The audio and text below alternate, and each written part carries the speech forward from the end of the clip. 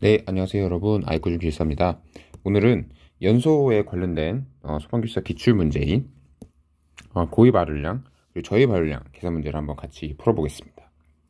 자, 이 발열량이라는 건 결국 뭐 단위 질량 혹은 단위 부피 혹은 몰량당 발생하는 열, 에너지를 말합니다. 줄이죠. 그래서 발열량이 클수록 저희는 이제 화재 강도가 클 수도 있고 혹은 화재 하중이 클 수도 있는 두 가지 경우를 나눌 수 있겠죠. 화재 강도가 크다는 건 이런 화재 성상 그래프에서 요 높이가 아주 큰 경우, 뭐 예를 들면 이렇게 되는 경우, 혹은 화재 하중이 큰 경우, 뭐 이렇게 될 수도 있겠죠. 그래서 정확히 뭐 이 발열량이라는 건 뭐 단위 시간당으로 했을 때는 이제 HRR이 되는데, 단순히 발열량으로만 봤을 때는 이게 화재 강도가 큰 것인지 화재 하중이 큰 것인지는 정확히는 알 수는 없습니다. 그래서 아무튼 이제 문제로 넘어가 보도록 하겠습니다. 자, 문제에서는 고의 발열량 그리고 고의 발열량을 주어졌고 저의 발열량을 계산하라고 문제에서 요구하고 있습니다. 그리고 물의 증발 자멸이 주어져 있습니다. 저희가 보통 이제 일반 화학 쪽에서 배우는 이 저의 발열량 그리고 고의 발열량 공식이 있습니다. 네, 저의 발열량 공식은 고의 발열량 마이너스 증발 자멸입니다.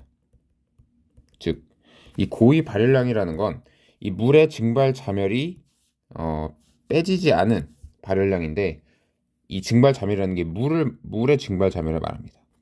물이 증발 자멸이 크다는 것은 알고 계실 겁니다. 그런데 그래서 이 증발 자멸이 연소에 어느 정도 영향을 주게 됩니다. 그래서 이것을 감안한, 그러니까 물이 연소가 될 때 액체 상태로 있는 것이 아니라 기체 상태로 증발을 하게 됩니다. 이때 증발할 때 열을 가져가게 되죠. 그래서 이 가져가는 열을 감안한 것이 바로 저의 발열량입니다. 그래서 이런 기본 공식에다가 뭐 여기 증발 자멸이 뭐 600 곱하기 9H 더하기 물의 양, 수소의 양, 이거를 하는 것도 있고, 또한 어떤 탄소 그리고 산소, 수분의 양이 주어졌을 때 계산하는 공식이 있습니다. 조금 복잡한데 저는 이것까지 외워야 된다고 생각하지는 않습니다. 요거를 외우시면 차라리 다른 거를 더 외우는 게 좀 더 맞다고 생각합니다. 그래서 이 문제는 그럼 어떻게 풀어야 되냐? 증발 자멸이 주어졌습니다. 그리고 고의 발열량도 주어졌습니다. 그럼 요것만 알고 요 고의 발열량, 증발 자멸을 알고 있을 때 이 반응식만 알면 풀 수 있습니다.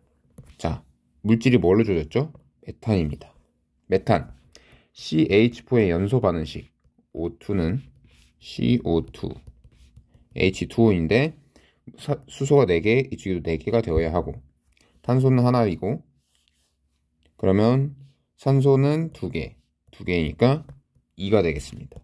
자, 요 반응식을 기초로 해서 문제에서는 55528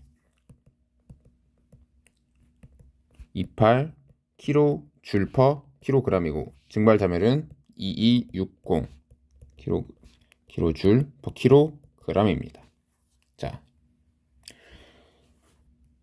자, 이것은 물의 증발 자멸입니다. 즉, 고의 발열량은 이건데, 여기서 이제 이거를 빼주면 되는데, 그냥 빼주면 안 됩니다. 왜냐? 킬로그램 단위입니다. 자, 이 반응식은 뭐 부피비 혹은 몰수비로 이 몰수비를 나타냅니다. 즉, 메탄 1몰이 연소될 때 물이 2몰 나온다.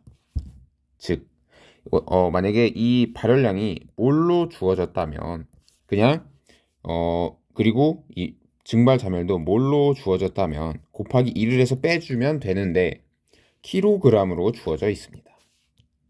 이것이 매우 중요합니다. 킬로그램으로 주어져 있기 때문에 질량비로 계산을 해야 됩니다. 즉, 자, 메탄의 분자량 16이죠. 물의 분자량 18입니다. 거기다가 얘는 메탄 1몰이 반응할 때 물은 2몰이 생성되므로 곱하기 1을 해줍니다. 그러면 16 대 36입니다. 이것을 비율로 하면 1대 2.25가 됩니다.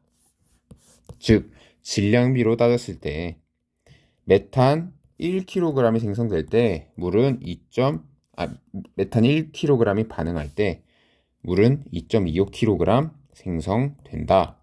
이렇게 이해를 하시면 됩니다. 그래서 여기다가 2가 아닌 2.25를 곱해줘야 되는 것이죠. 그러면은